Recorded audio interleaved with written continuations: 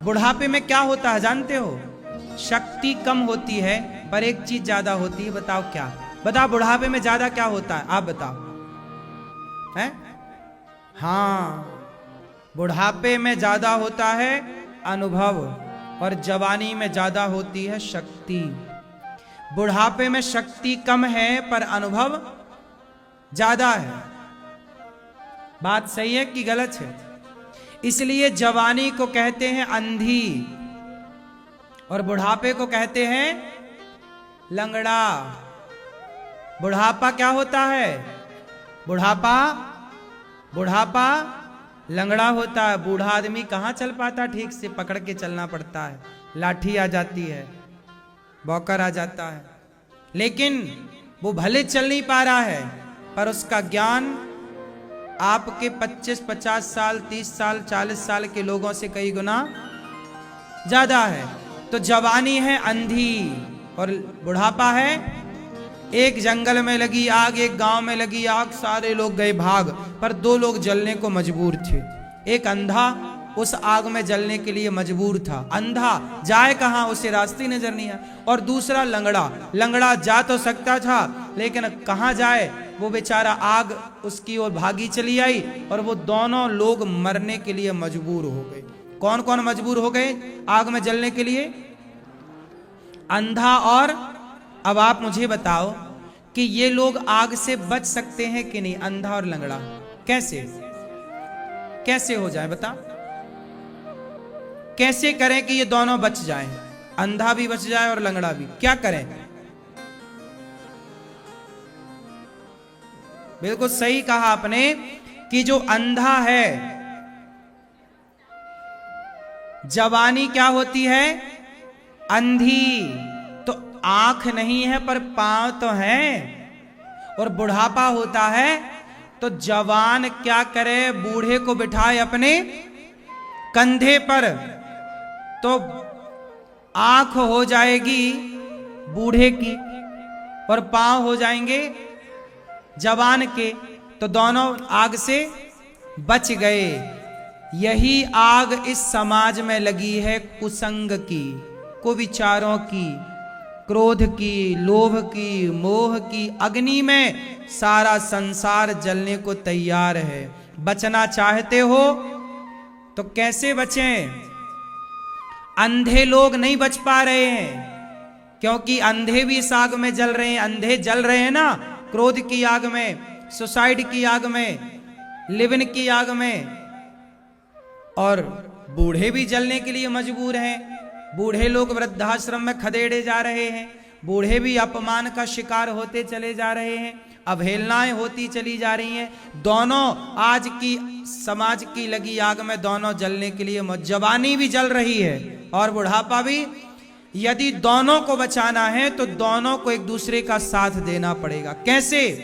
कि जवान अपने ऊपर बिठाए बूढ़े को। मतलब ये हुआ कि बेटा पांव तुम्हारे हो, रफ्तार जवानी की हो, पर ज्ञान बूढ़े का हो। कोई भी काम करो बूढ़ों से सलाह करके करो।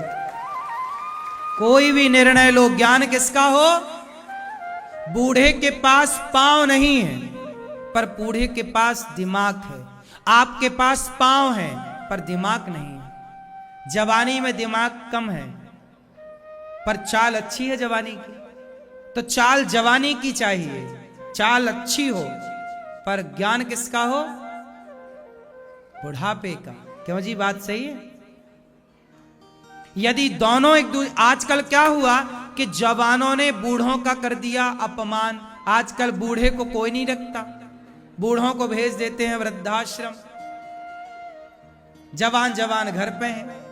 अरे तुम जवान हो तो थोड़ी गुजारा होगा। बूढ़ा होता है ना तो उसके ज्ञान से गाड़ी चलती है। एक क्या हुआ है कि लड़के का हो नहीं रहा था ब्याह, तो वो लड़का एक लड़की वाले के घर पहुंचा। भाई साहब मेरा ब्याह आपकी बेटी से हो जाए तो बड़ा अच्छा हो। तो लड़की का बाप मान गया, बोला ठीक है मैं अपनी बेटी का ब्याह तेरे से करूंगा, परंतु शर्त है कि तुम जब मेरी बेटी से ब्याह करने आना तो किसी बूढ़े को मत लाना। किसी भी बुढ़े को मत लाना। हाँ हाँ मत लाएं, नहीं लाएंगे। अब लड़का दुल्हा बना, सारे बूढ़े गांव के परिवार के मामा फूफा मौसा दादा नाना सब तैयार, आज हाथ जोड़ जोड़ के मना रहा, फूफा मत जाओ, मना किया ससुर ने बूढ़े को मत लाना, आप मत चलो। सब मान गए पर नाना नहीं माना। नाना बोला मैं तो चलूंगा। अरे नाना जी आप ब्याह नहीं होने दोगे। नाना जी बोले मैं चलूंगा। अच्छा कैसे चलोगे? तो नाना जी बोले अच्छा एक काम करना, तू मुझे डिग्गी में घुसा ले, निकालना मत, पर मैं चलूंगा जरूर। नाना को कर लिया डिग्गी में, बारात चली। लड़की वालों ने भेजा किसी को कि जाओ देखो कोई बूढ़ा तो नहीं आया। पूरा देखा गया, एक भी बूढ़ा नहीं था, सब जवान जवान लड़के थे वहां पे, जवानों की फौज थी। तो लड़की के बाप ने कहा, उन सारे जवानों को बिठाया जितनी बारात में आए थे, दुल्हा को बिठाया और दुल्हा के दोस्तों को, सब परिवार को, सुनो मैं अपनी बेटी का ब्याह तब करूंगा जब ये नदी में, ये देखो क्या बह रही है बगल में नदी, इस नदी में क्या बह रहा है? पानी। जब तक तुम पानी की जगह दूध की धार नहीं बहाओगे, भाई जितना पानी बह रहा जैसे वेग से, ऐसे ही जब दूध तुम बहाओगे तब मैं अपनी बेटी का ब्याह तुम्हारे संग करूंगा।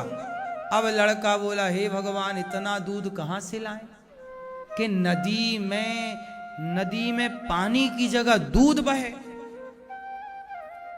भाई 100 लीटर भी आप डाल दो तो इतनी सी धारा से निकल जाए, पूरी नदी में थोड़ी सफेदी छाएगी। लड़की के बाप ने बोला एक काम करो, फिर अपनी बारात उठाओ और जाओ, हम नहीं करेंगे तुमसे बेटी का ब्याह, तुम्हारे पास ज्ञान नहीं है, तुम पहले नदी में दूध बहाओ। अब बहुत दिमाग लगाया, सारे जवान थे। अब जवानों के पास कहां बुद्धि होती है ज्यादा,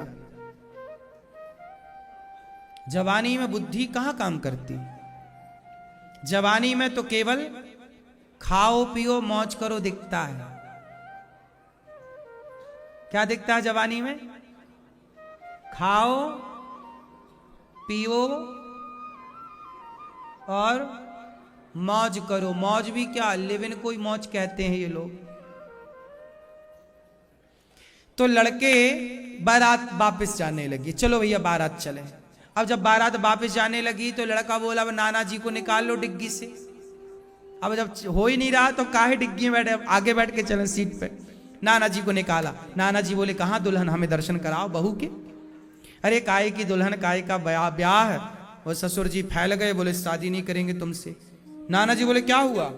अरे बोले कह रहे हैं कि नदी में पानी की जगह दूध बहा, कैसे बहेगा?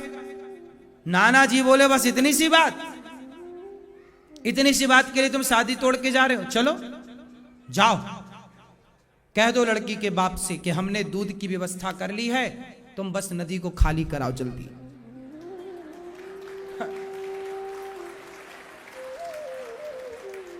देखो नाना जी एक झटके में एक लाइन में सिखा दिए कि मैंने दूध की व्यवस्था, बोल देना कि हमने दूध की व्यवस्था कर ली है, बस तुम नदी को, भाई आपने ही बोला है कि पानी की जगह दूध बहना है, कैसे बहेगा? हमने कर ली व्यवस्था। अब जाके बोला गया लड़की की बात, सुनो भैया हमने दूध की व्यवस्था कर ली, आप फटाफट नदी खाली करवाओ। ना तो नदी खाली हो सकती थी ना तो दूध की धार बह सकती थी। लेकिन तर्क को तर्क से काटा गया। अब ये समझ किसके पास थी? इतने सारे जवानों के पास नहीं थी, पर एक बूढ़े के पास थी। बूढ़े के पास जीवन का अनुभव होता है। इसलिए कहता हूं कि बूढ़ों के साथ बैठोगे ना तो ज्यादा सीखोगे, ज्यादा आगे जाओगे। इसलिए दादाजी के साथ बैठा करो, दादाजी के पांव दबाया करो, दादी के पास बैठा करो, दादी के पांव दबाया करो, बड़े बूढ़ों के पास बैठा करो, गुरुजनों के पास बैठा करो, साधु संतों के पास बैठा करो। तुम्हारे जो दोस्त है ना, इनके साथ कम बैठा करो। तुम्हारी उम्र के लोगों के पास ज्ञान ही कितना, तुम्हारी उम्र के लोगों के पास उतना ही ज्ञान है जितना तुम्हारे पास। तुम्हारे से ज्यादा ज्ञान तुम्हारी से ज्यादा उम्र वालों के पास, क्योंकि उम्र बढ़ती है तो ही ना ज्ञान बढ़ता है। ये मानना पड़ेगा कि जस जस भीगे कामरी तस तस भारी होए। एक समय के साथ ना अनुभव मिलता है। ये बात सही है।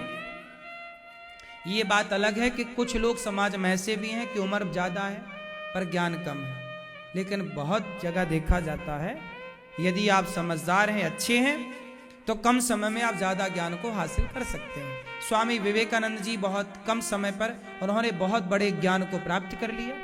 आद्य शंकराचार्य जी 29 वर्ष की आयु में तो चले भी गए भगवान के घर छोड़ के। इतनी कम आयु में उन्होंने बहुत बड़ा ज्ञान हासिल किया। तो जरूरी नहीं है कि उम्र लंबी ही हो ज्ञान के लिए, पर यह बात भी सत्य ही है कि समय के साथ ज्ञान बढ़ता है, सबका ही बढ़ता है। ये बात भी सत्य नहीं है। ये भी चेक करना पड़ेगा किस बूढ़े के पास ज्ञान है, किस बूढ़े के पास ज्ञान नहीं है। सब बूढ़ों के पास ज्ञान हो इसकी भी गारंटी नहीं है। क्यों जी, बात सही। तो आपकी जवानी अंधी है, बुढ़ापा लंगड़ा है, दोनों एक दूसरे का साथ दो, पार हो जाओगे। यही जीवन का रहस्य, सार तत्व है।